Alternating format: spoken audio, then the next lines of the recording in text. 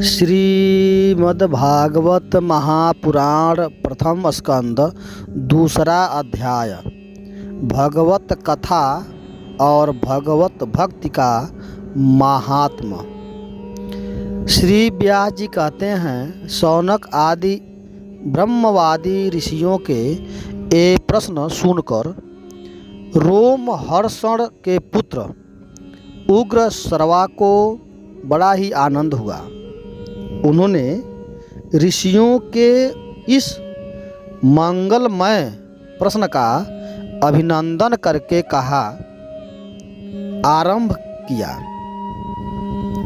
सूत जी ने कहा, जिस समय श्री सुखदेव जी का एगो पवित्र संस्कार भी नहीं हुआ था, सुतराम लौकिक वैदिक कर्मों के अनुष्ठान का अवसर भी नहीं आया था, उन्हें अकेले ही संन्यास लेने के लिए या लेने के उद्देश्य से जाते देखकर उनके पिताजी श्री व्यास जी विरह से कातर होकर पुकारने लगे, बेटा बेटा।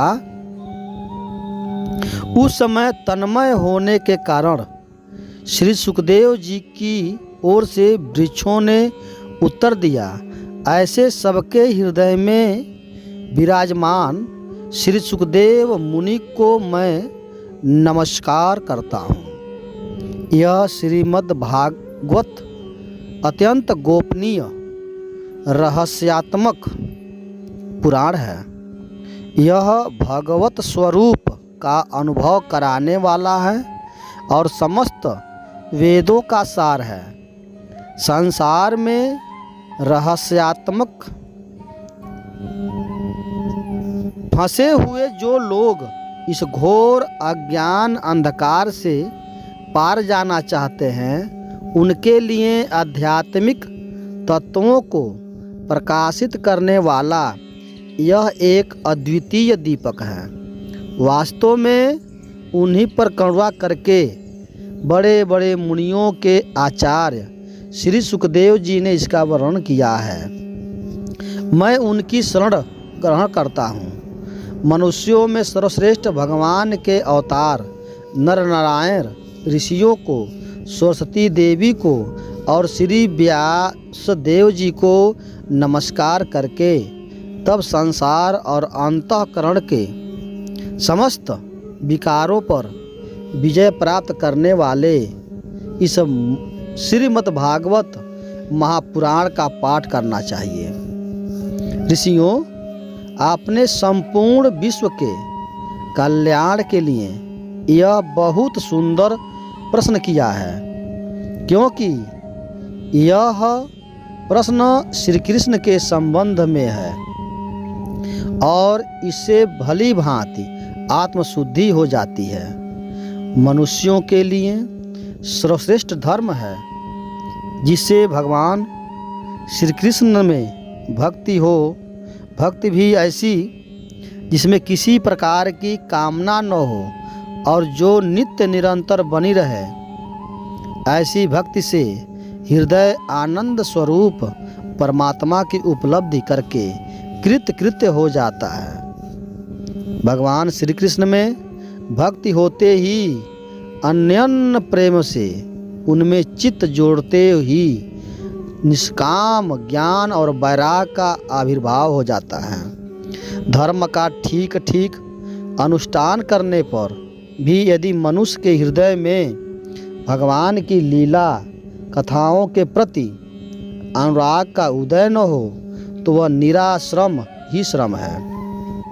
धर्म का फल है मोक्ष। उसकी सार्थकता अर्थ प्राप्ति में नहीं है। अर्थ केवल धर्म के लिए है। भोग विलास उसका फल नहीं माना गया है।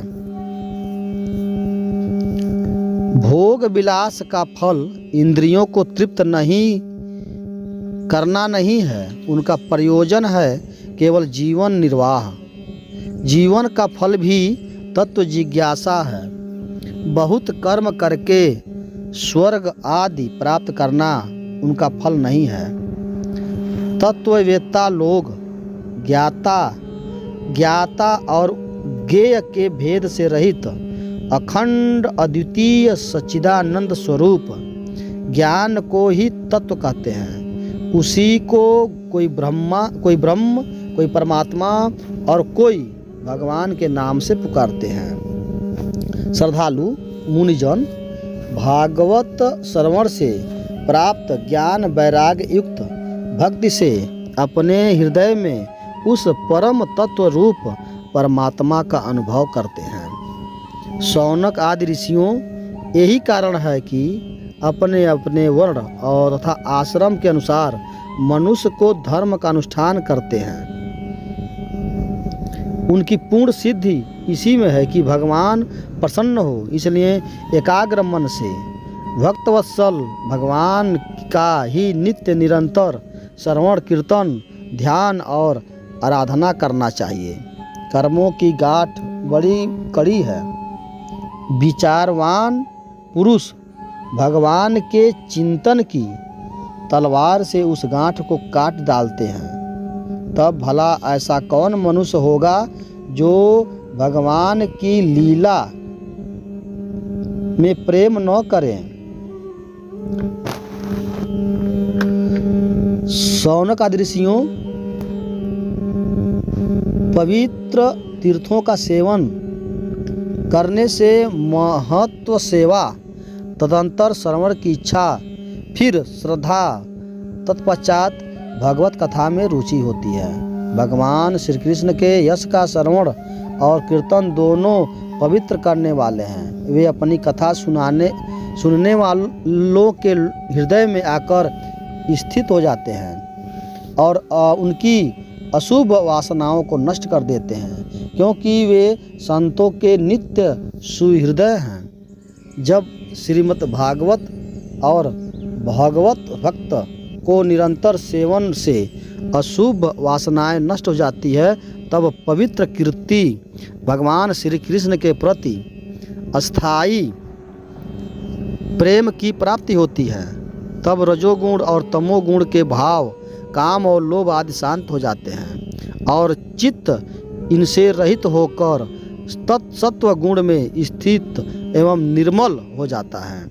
इस प्रकार भगवान की प्रेममयी भक्ति से जब संसार की समस्त आसक्तियां मिट जाती है, हृदय आनंद से भर जाता है, तब भगवान के तत्व का अनुभव अपने आप हो जाता है। हृदय में आत्मस्वरूप भगवान का साक्षात्कार होते ही हृदय की ग्रंथि टूट जाती है, सारे संदेह मिट जाते हैं और कर्म बंधन क्षीण हो जाते हैं। इसी से बुद्धिमान लोग नित्य निरंतर बड़े आनंद से भगवान श्री कृष्ण के प्रति प्रेम भक्ति करते हैं, जिसे आत्म प्रसाद की प्राप्ति होती है। प्रकृति के 3 गुण सत्व, रज और तम, इनको स्वीकार करके इन संसार की स्थिति, उत्पत्ति और प्रलय के लिए एक अद्वितीय परमात्मा ही विष्णु, ब्रह्मा और रुद्र ये 3 नाम ग्रहण करते हैं। फिर भी मनुष्य का परम कल्याण तो सत्य गुण स्वीकार करने वाले श्री हरि से ही होता है। जैसे पृथ्वी के विकार लकड़ी की अपेक्षा धुआं श्रेष्ठ है और उसमें भी श्रेष्ठ है अग्नि, क्योंकि वेदोक्त यज्ञ आदि के द्वारा अग्नि सदगति देने वाले हैं, वैसे ही तमोगुण से रजोगुण श्रेष्ठ और रजोगुण से सत्वगुण श्रेष्ठ है, क्योंकि वह भगवान का दर्शन कराने वाला है। प्राचीन युग में महात्मा लोग अपने कल्याण के लिए विशुद्ध सत्वमय भगवान विष्णु की ही आराधना किया करते थे। अब जो भी लोग उनका अनुसरण करते हैं वे उन्हीं के समान कल्याण भाजन होते हैं। जो लोग इस संसार सागर से पार जाना चाहते हैं वे यद्यप किसी की निंदा तो नहीं करते, न किसी में दोष ही देखते, फिर घोर रूप वाले तमोगुणी, रजोगुणी, भैरव आदि भूतपतियों की उपासना न करके सत्वगुणी विष्णु भगवान और उनके अंश कला स्वरूपों का भी भजन करते हैं। परंतु जिसका स्वभाव रजोगुणी तथा तमोगुणी है। वे धन, ऐश्वर्य और संतान की कामना से भूत, पितर और प्रजापतियों की उपासना करते हैं, क्योंकि इन लोगों का स्वभाव उन भूत आदि से मिलता जुलता होता है। वेदों का तात्पर्य श्री कृष्ण से ही है। यज्ञों के उद्देश्य श्री कृष्ण से ही हैं। योग श्री कृष्ण के लिए ही किए जाते हैं और समस्त कर्मों की परिसमाप्ति भी श्री कृष्ण में ही है।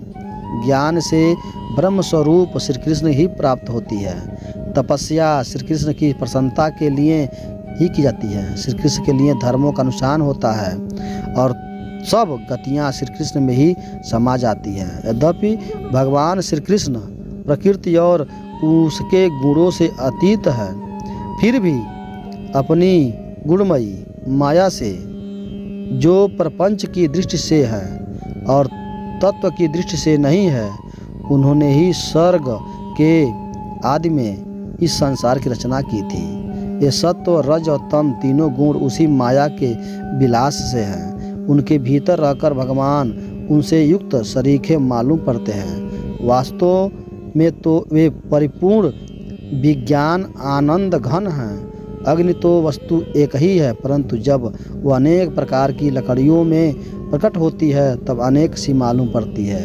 वैसे ही सबके आत्मरूप भगवान तो एक ही है, परंतु प्राणियों की अनेकता से अनेक जैसे जान पड़ते हैं। भगवान ही सूक्ष्म भूत, तन्मात्रा, इंद्रिय और अंतःकरण आदि गुणों के विकारभूत भावों के द्वारा नाना प्रकार की योनियों का निर्माण करते हैं और उनमें भिन्न भिन्न जीवों के रूप में प्रवेश करके उन योगियों के अनुरूप विषयों का उपभोग कराते हैं। वे ही संपूर्ण लोकों की रचना करते हैं और देवता, पशु, पक्षी, मनुष्य आदि योनियों में लीला अवतार ग्रहण करके सत्व गुण के द्वारा जीवों का पालन पोषण करते हैं। बोलिए वृंदावन बिहारी लाल की जय।